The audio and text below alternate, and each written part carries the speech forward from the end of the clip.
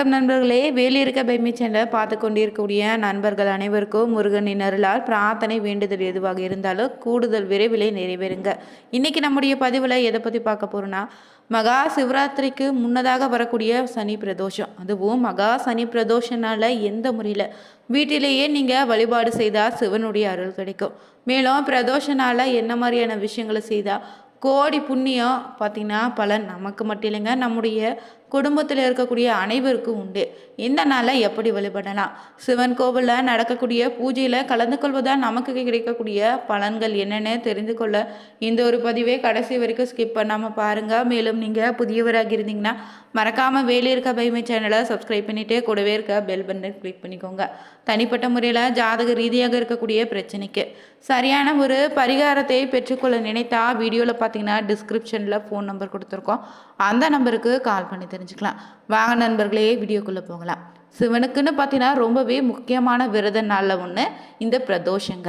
அதுவும் சனிக்கிழமையில் வருவது கூடுதல் முக்கியமாக பார்ப்போம்.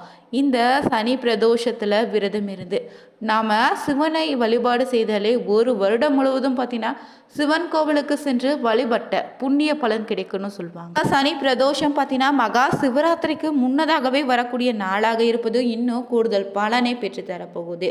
பிரதோஷ பூஜை முடிந்ததும் மற்றவங்களுக்கு கேட்டாமல் நந்தியின் காதில் கேட்குமாறு உங்களுடைய வேண்டுதலை சொன்னால் அதை அவர் சிவனிடம் சொல்லி விரைவில் நிறைவேற்றி தருவாருன்னு சொல்லுவாங்க. அதனால தான் சிவனை முதல்ல பார்த்தீங்கன்னா கோவிலுக்கு செல்லும் போது நந்தி தேவரை வழிபடணுங்க. சிவபெருமானையும் சிவனின் வாகனமான நந்தி தேவரையும் பிரதோஷ நாளாக வழிபடுவது நமக்கும் சிவலோக பதவியை பெற்று தரும்னு சொல்லுவாங்க.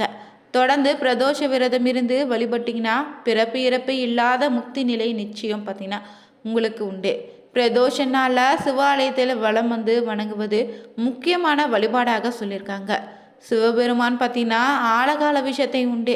அகலத்தை காத்தருளிய காலம்தான் பிரதோஷ காலங்க. திரியோதசி திதி வரக்கூடிய நாட்களில் பார்த்தீங்கன்னா மாலை 4:30 தொடங்கி 6 மணி வரையிலான காலம் பிரதோஷ காலம். இந்த காலத்தில் பார்த்தீங்கன்னா சிவபெருமானையும் நந்தி தேவரையும் வழிபடுவதால் சகல விதமான தோஷங்கள் பாவங்கள் துன்பங்கள் இருந்து விடுபட முடியும்.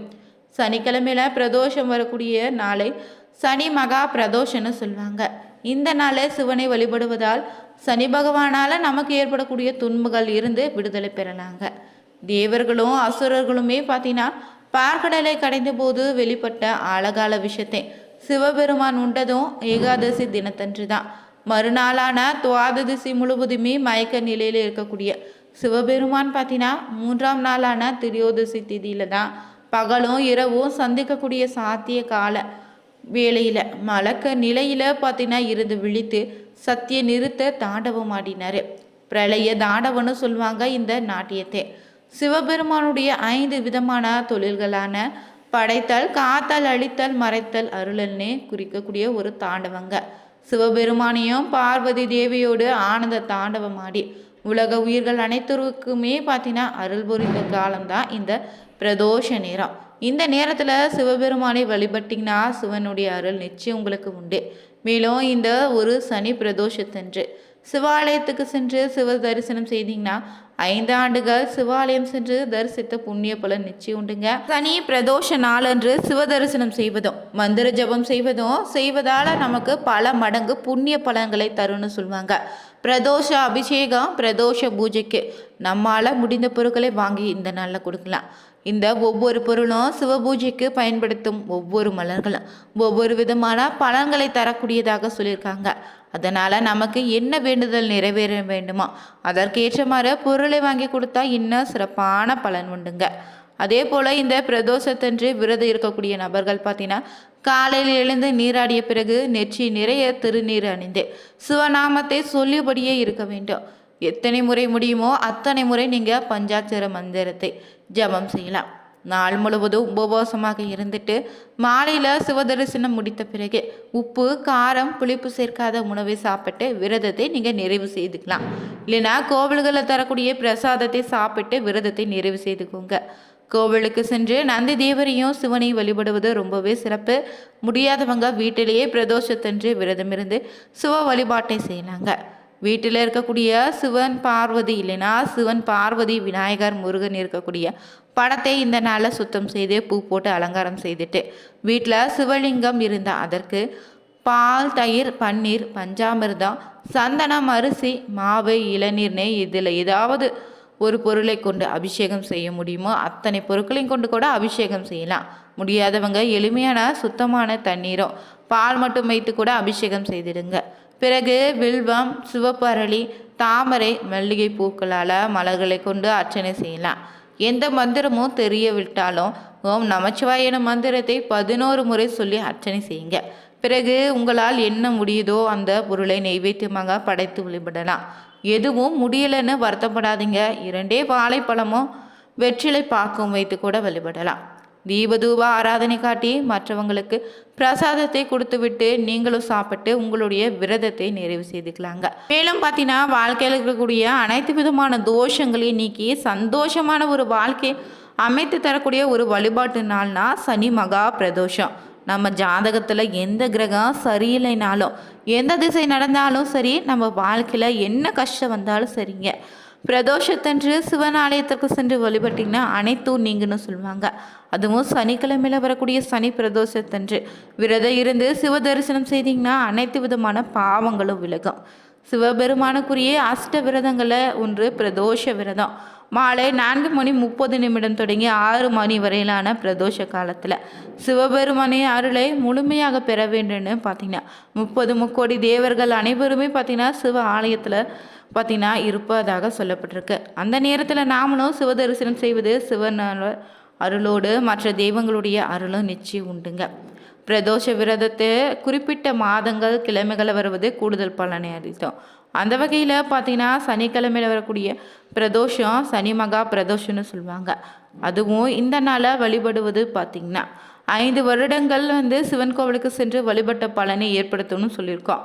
மேலும் இந்த நாளில் பார்த்தீங்கன்னா சிறப்பு வாய்ந்த சனி மகா பிரதோஷத்தன்று கோவிலுக்கு செல்லும்போது அபிஷேகத்திற்கு வாங்கி கொடுக்க வேண்டிய பொருட்களில் பார்த்தீங்கன்னா 5 பொருட்கள் ரொம்பவே சிறப்பான பலனை ஏற்படுத்தி தரும். நீங்கள் கேட்ட வரங்கள் அனைத்தும் கொடுக்க செய்யும். நினைத்தது நடக்க ஆரம்பிக்கும். குடும்பத்தில் செழிப்பு உண்டாகும். பிரதோஷத்தின் போது நந்திக்கு நடக்கக்கூடிய அபிஷேகத்து இளநீர், பசும்பால், தயிர் ஆகியவற்றை வாங்கி கொடுக்கலாம். இந்த பொருட்களாக நந்திக்கு அபிஷேகம் செய்யும்போது அவருடைய உடல் எப்படி குளிருமோ அதே போல் நம்முடைய வாழ்க்கையில் இருக்கக்கூடிய துயரம் நீங்கி செழிப்பையும் ஏற்படுத்தி தரும். அதற்கு பிறகு நந்திக்கு சிவனுக்கும் நடக்கக்கூடிய அர்ச்சனைக்கு வில்வம் வாங்கி கொடுக்கலாம். அபிஷேகம் அலங்காரம் முடிந்த பிறகு சிவனுக்கு அணிவிக்கக்கூடிய தாமரை பூ வாங்கி கொடுக்கலாங்க. தாமரை பூ சிவனுக்கு விருப்பமான மலர்களில் இதுவும் ஒன்றே. சிவனுக்கு தாமரை பூ படைத்து வழிபட்டிங்கன்னா வேண்டிய வரங்கள் அள்ளி தருவார். அதுவும் சனி பிரதோஷத்தன்று சிவனுக்கு தாமரை படைத்து வழிபட்டிங்கன்னா நீங்கள் வேண்டிய வரங்கள் நிச்சயம் கிடைக்குங்க. ஒரு சனி பிரதோஷ விரதமோ வழிபாட்டு முறையும் முறையாக நீங்கள் கடைபிடித்து வந்தாலே 120 சனி பிரதோஷ விரதம் இருந்தால் பலன் கிடைக்கணும்னு சொல்லுவாங்க. இந்த 5 பொருட்களையும் வாங்கி கொடுக்க முடியாதவங்க இதில் ஏதாவது ஒன்றை மனதார பற்றின சிவனை வழிபட்டு கோவிலில் வாங்கி தந்தீங்கனாலே சிவனுடைய முழு அருளும் உண்டுங்க. இந்த ஆண்டு மகா சிவராத்திரி 15ஆம் தேதி மாலை 6 மணிக்கு பிறகு தொடங்குது. இரவு முழுவதும் கண் விழித்து 4 கால சிவ பூஜையில் கலந்துக்கோங்க. 16ஆம் தேதி காலை 6:30 மணிக்கு 4ஆம் கால பூஜை நிறைவு செய்வாங்க. மகா சிவராத்திரியில் வழிபட்டு சிவனுடைய முழு அருளையும் நீங்கள் பெறலாம். அதிகாலை எழுந்து நீராடி உபவாசம் இருந்து இரவு முழுவதும் கண் விழித்து 4 காலங்களில் சிவலிங்கத்திற்கு பால், இளநீர், பன்னீர் கொண்டு ருத்ராபிஷேகம் செய்து ஓம் நமச்சிவாய மந்திரத்தை உச்சரித்து வழிபடுங்க. சிவராத்திரி அன்று பசி, கோபம், பொய், ஆசைவம், பகல் தூக்கத்தை தவிர்க்க வேண்டும். தூய்மையோடு சிவ சிந்தனையில் இருந்து பார்த்தீங்கன்னா சிவனை வழிபட்டால் சிறப்பான பலன் உண்டு. மேலும் இந்த நாளில் பார்த்தீங்கன்னா சிவாலயங்களில் சென்று இல்லை வீட்டிலே இரவு முழுவதும் கண் விழித்து வழிபடலாம். முதல் ஜாம பூஜையாக 15ஆம் தேதி மாலை 6:15 மணி தொடங்கி 9:25 மணி வரை இருக்கும். 2ஆம் ஜாம பூஜை பார்த்தீங்கன்னா 9:25 முதல் 12:34. 3ஆவது ஜாமம் பார்த்தீங்கன்னா 12:34 முதல் 3:44. 4ஆம் ஜாம பூஜை 3:44 முதல் 6:54 வரை இருக்கும். சிவராத்திரி அன்று இரவு முழுவதும் கண் விழித்து சிவபெருமானை தரிசித்து வழிபட முடியாதுன்னு வருத்தப்படாதீங்க.